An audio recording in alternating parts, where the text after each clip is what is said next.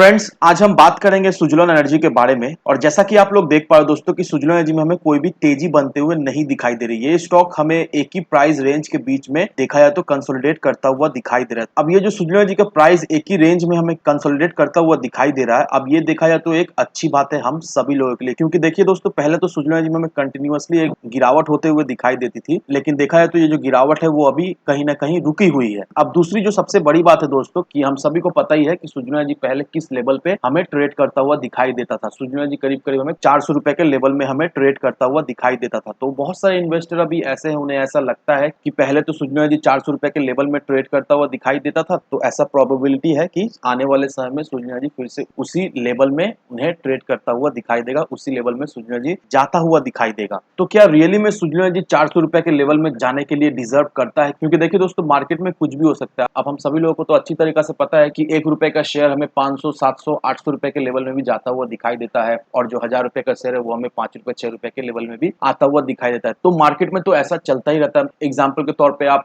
TTML को ही देख लो दोस्तों। टीटीएमएल हमें 1-1.5 रुपए के करीब ट्रेड करता हुआ दिखाई देता था, लेकिन देखो दोस्तों, टीटीएमएल में हमें एक अच्छी खासी तेजी बनते हुए दिखाई दी। साथ ही साथ टीटीएमएल हमें 250-300 रुपए के लेवल में भी जाता हुआ दिखाई दिया है, 1 रुपए, 1.5 रुपए के लेवल से। तो मार्केट में बहुत सारे शेयर्स जो है वो ऊपरी लेवल से गिरकर एक पेनी स्टॉक भी बनते हुए हमें दिखाई दिया है, और मार्केट में बहुत सारे शेयर्स जो है वो निचले लेवल से बढ़कर हमें एक अच्छा खासा प्राइस रेंज में भी जाता हुआ दिखाई दिया है। तो अब हमारे मन में ये सवाल है कि सुजलोन एनर्जी क्या आने वाले समय में एक अच्छा खासा मल्टीबैगर स्टॉक बनेगा या नहीं। तो अब सबसे पहले ये जान लेते हैं कि सुजलोन एनर्जी आखिर पेनी स्टॉक बना ही क्यों। सुजलोन एनर्जी अच्छा खासा लेवल में तो ट्रेड करता हुआ दिखाई देता था, तो ऐसा क्या हो गया कि सुजलोन एनर्जी एक पेनी स्टॉक बनकर रह गया। तो हम सभी लोगों को अच्छी तरीके से पता ही है कि तुलसी ताती सुजलोन एनर्जी के founder as well as chairman भी रहे हैं, और देखा है तो तुलसी ताती का जो विजन था सुजलोन एनर्जी को लेकर, कि उनका विजन ये था कि सुजलोन एनर्जी रिन्यूएबल एनर्जी के सेक्टर में मार्केट लीडर बने। अब उस समय तुलसी ताती का जो फोकस था वो ग्लोबल था। तुलसी ताती का ये विजन था कि globally Suzlon energy market leader बन के रहे। तो पूरे वर्ल्ड में सुजलोन का बिजनेस फैलाने के चक्कर में वो यहाँ पर फंस के रह गए।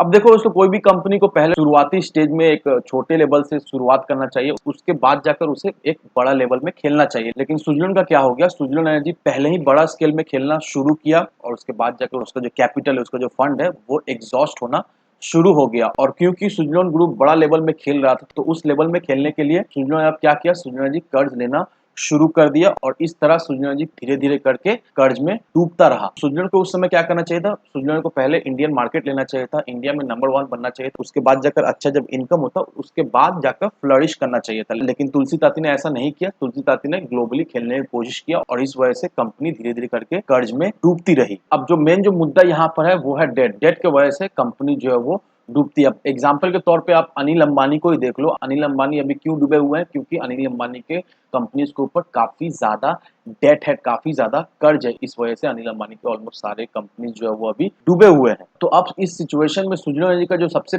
बड़ा प्लस पॉइंट है वो है सुजलोन एनर्जी का डेट। सुजलोन एनर्जी अब धीरे धीरे करके अपना डेट जो है वो चुका रही है, चाहे जैसे भी करके, लेकिन सुजलोन एनर्जी का डेट हमें धीरे धीरे करके ही सही लेकिन कमता हुआ अभी दिखाई दे रहा है। अब जैसे ही कर्जा कम होगा तो सुजलोन के लिए नए नए अपॉर्चुनिटी हमें आता हुआ दिखाई देगा। और रही बात ऑर्डर बुक की, तो सुजलोन एनर्जी के पास अभी अच्छा खासा हमें ऑर्डर्स भी दिखाई दे रहा है। और सुजलोन का सबसे प्लस पॉइंट ये है कि सुजलोन जो विंड टरबाइन मैन्युफैक्चर करती है वो पूरा सेटअप सुजलोन प्रोवाइड करती है। दैट मीन्स कहीं पर विंड टरबाइन सेटअप करने का है तो वहां पर सुजलोन एनर्जी मैन्युफैक्चरिंग से लेकर सर्विसिंग से लेकर every single thing Suzlon group ही देखती है। और ये देखा है तो एक प्लस पॉइंट है सुजलोन एनर्जी के लिए, क्योंकि आपको याद हो मैंने आपको ऑलरेडी बता दिया कि सर्विसिंग बिजनेस से ही सुजलोन को एक अच्छा खासा हमें रेवेन्यू, और आप इनकम बोल लो, अच्छा खासा इनकम हमें सुजलोन को जनरेट होता हुआ दिखाई देता है। और अभी 2-1 सालों में सुजलोन एनर्जी का जो ऑर्डर बुक है वो हमें अच्छा खासा मजबूत भी होते हुए दिखाई दे रही है। अच्छा खासा सुजलोन एनर्जी को बड़े बड़े कंपनी से ऑर्डर्स भी हमें मिलता हुआ दिखाई दे रहा है। साथ ही साथ गवर्नमेंट का भी सपोर्ट हमें मिलता हुआ दिखाई दे रहा है। गवर्नमेंट जिस तरह से स्कीम्स ला रही है, पीएलआई स्कीम्स भी आ रहा है, इससे देखा है तो एक अच्छा खासा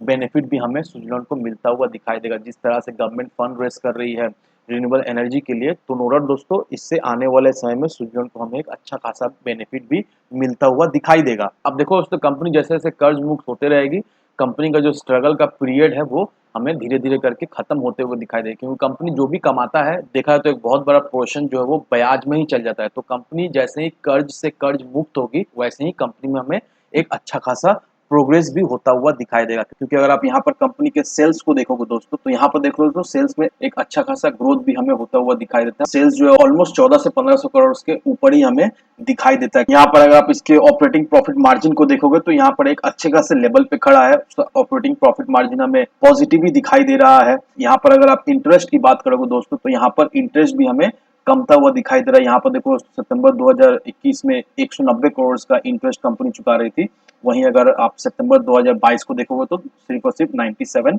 करोड़ का इंटरेस्ट कंपनी हमें चुकाता हुआ दिखाई दे रहा है। वहीं अगर आप नेट प्रॉफिट की बात करोगे दोस्तों, तो धीरे धीरे करके ही सही, लेकिन कंपनी हमें ट्रैक में आता हुआ दिखाई दे रहा है। और एक बात का ध्यान रखना दोस्तों कि बाय हुक सुजला जी अपना कर्ज कमाने की कोशिश कर रहा है, और जैसे ही सुजला जी कर्ज जो कमेगा वैसे ही सुजला जी का हमें नेट प्रॉफिट में भी एक इजाफा होते हुए दिखाई देगा। क्योंकि समझने का ये बात है कि ये जो 97 का कंपनी इंटरेस्ट भर रहा है, अगर कंपनी को ये इंटरेस्ट ना भरना पड़े तो यहाँ पर देख लो दोस्तों, अगर ये 97 करोड़ को हम अगर इसके नेट प्रॉफिट में ऐड कर दे तो ऑलमोस्ट 140-150 करोड़ का इसका नेट प्रॉफिट हो जाता है। लेकिन इसे इंटरेस्ट भरना पड़ता है, तो इस वजह से ही ये 56 करोड़ का है। लेकिन अगर ऐसा ना हो तो उस सिनारियो में बोल रहा हूँ कि ऑलमोस्ट 140-150 करोड़ का प्रॉफिट देना कंपनी शुरू कर देगा। तो इसको अब ध्यान रखना है कि कंपनी पूरी जोरों शोरों से कोशिश कर रही है कि इसका कर्ज जो है वो कम है, और ऐसा हो भी रहा है। क्योंकि यहाँ पर अगर आप इसके बोरोइंग सेक्शन को देखोगे दोस्तों, तो यहाँ पर देख लो दोस्तों कितना ज्यादा कर्ज था कंपनी के ऊपर, 11,000, 17,000, और वो अभी कम कर 3,201 करोड़ का हमें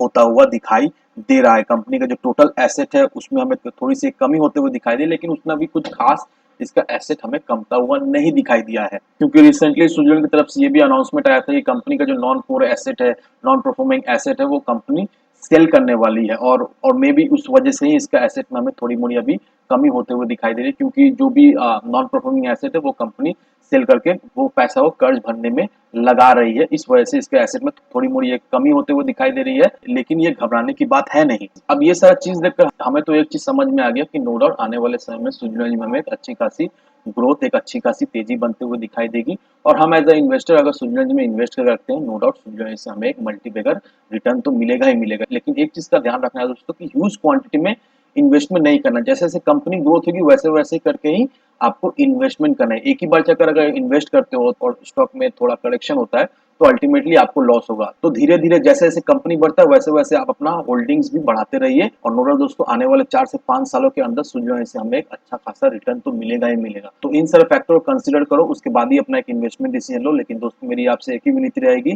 कि विदाउट एनी डिटेल रिसर्च के बिना कहीं पर भी इन्वेस्टमेंट ना करें। वीडियो अगर आपको पसंद आए तो लाइक से सब्सक्राइब जरूर करना। तो चलिए फ्रेंड्स, मिलते हैं हम अगले वीडियो में।